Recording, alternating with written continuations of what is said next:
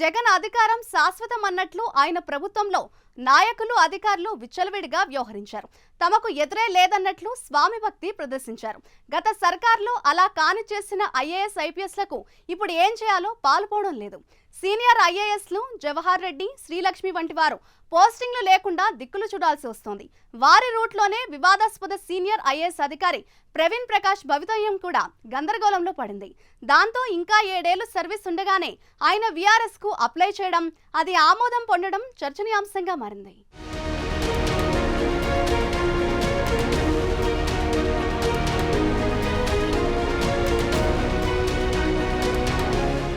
దివంగత వైఎస్ ముఖ్యమంత్రిగా ఉన్నప్పుడు తండ్రి అధికారాన్ని అడ్డం పెట్టుకుని జగన్ పాల్పడిన అక్రమాలకు సహకరించిన ఐఏఎస్ అధికారులు శ్రీలక్ష్మి వంటి వారు జైలు పాలయ్యారు. ఇంకొందరు జగన్ అక్రమాస్తుల కేసుల్లో ఇరుక్కుని ఇప్పటికీ కోర్టుల చుట్టూ తిరుగుతున్నారు. అయినా జగన్ సీఎం అయ్యాక ఉన్నత స్థాయిలో ఉన్న ఐఏఎస్లు ఆయన వీర విధేయుల్లా వ్యవహరించి వివాదాల్లో చిక్కుకున్నారు.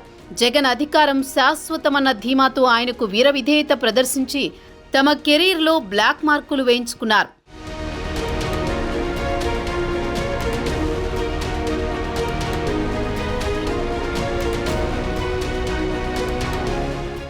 జగన్ ప్రభుత్వ హయాంలో సీనియర్ ఐఏఎస్లు జవహర్ రెడ్డి, ధనుంజయ రెడ్డి, శ్రీలక్ష్మి వంటి వారిపై పలు విమర్శలు వచ్చాయి. వైసీపీ నేతల్లా పనిచేస్తున్నారని సొంత పార్టీ నేతలే ఆరోపించిన సందర్భాలున్నాయి.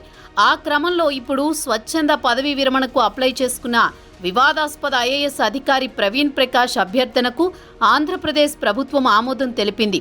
ఈ మేరకు ప్రభుత్వ ప్రధాన కార్యదర్శి నీరబ్ కుమార్ ప్రసాద్ నోటిఫికేషన్ జారీ చేశారు. వీఆర్ఎస్ సెప్టెంబర్ 30 నుంచి అమల్లోకి వస్తుందని నోటిఫికేషన్లో తెలిపారు. ఇంకా 7 ఏళ్ల సర్వీసున్న ఆయన గత నెల 25న వీఆర్ఎస్ కు అప్లై చేసుకోగా ప్రభుత్వం ఆమోదించింది.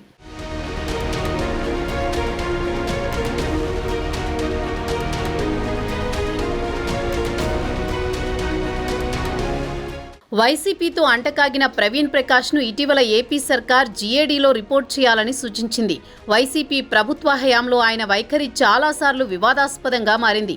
ఒక బహిరంగ సభలో మాజీ ముఖ్యమంత్రి జవహర్ రెడ్డి కాళ్ల వద్ద కూర్చుని మాట్లాడడంపై అప్పట్లో విమర్శలు వచ్చాయి. జగన్కు వీర విధేయుడిగా ఉన్న ఆయన కూటమి ప్రభుత్వం అధికారంలోకి వస్తే పని చేయలేనంటూ ఎన్నికల ముందు నుంచి సహచరులతో వ్యాఖ్యానించారన్న ప్రచారం జరిగింది. తనకు మంచి ప్రైవేట్ జాబ్ చూడాలంటూ అప్పట్లో ఓ ఐఏఎస్కు వాట్సాప్లో సందేశం పంపడం చర్చనీయాంశంగా మారింది.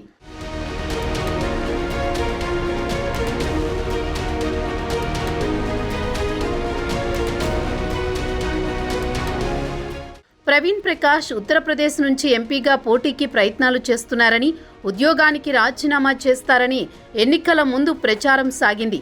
ఆఖరికి వీఆర్ఎస్ కు అప్లై చేయడంలోనూ ఆయన వివాదం సృష్టించారు. వీఆర్ఎస్ దరఖాస్తులో సంతకం చేయకుండా డిజిటల్ సంతకం చేశారు. అది చెల్లదని ప్రభుత్వం చెప్పడంతో మరోసారి దరఖాస్తు సమర్పించారు.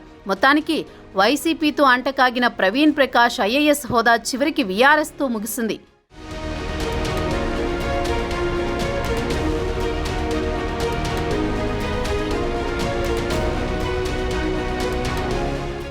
వైసీపీ సర్కారులో ప్రవీణ్ ప్రకాష్ విద్యాశాఖ ముఖ్య కార్యదర్శిగా మాజీ మంత్రి బొత్సాకు వీర విధేయతతో పనిచేశారని, ఎన్నో అవకతవకలకు సహకారం అందించినట్లు ఆరోపణలు ఉన్నాయి.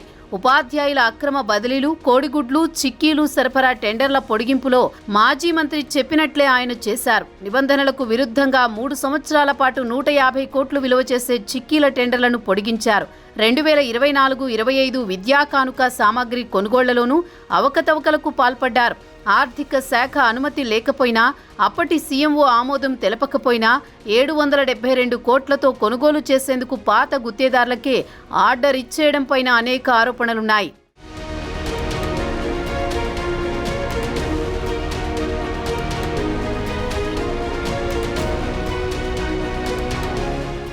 మాజీ ముఖ్యమంత్రి జగన్ పేషీలో ప్రవీణ్ ప్రకాష్ పనిచేసినప్పుడు ఎవ్వర్నీ లెక్క చేయకుండా ప్రవర్తించారన్న విమర్శలున్నాయి.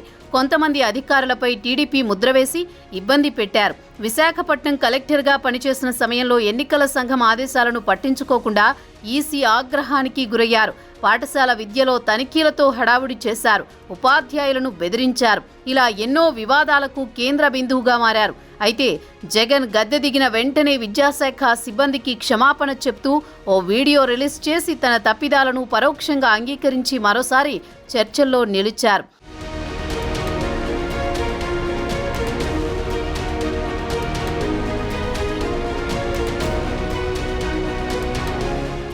వైసీపీకి వీర విధేయుడిగా వ్యవహరించిన ప్రవీణ్ ప్రకాష్ను కూటమి ప్రభుత్వం గత నెల 19న బదిలీ చేసింది. ఆయనకు ఎలాంటి పోస్టింగ్ ఇవ్వలేదు. అప్పటి నుంచి ప్రవీణ్ ప్రకాష్ ఇన్స్టాగ్రామ్లో రీల్స్ చేయడం ప్రారంభించారు. కృష్ణానదీ తీరంలో ఆయన నివాసం ఉండే విల్లా, దేవాలయం వద్ద హిందీ పాటలకు అభినయిస్తూ రీల్స్ చేస్తూ కాలక్షేపం చేస్తున్నారు. ఇప్పుడు రాజీనామా ఆమోదం పొందడంతో ఆ మాజీ సీనియర్ ఐఏఎస్ అడుగులు ఎటు పడతాయో చూడాలి.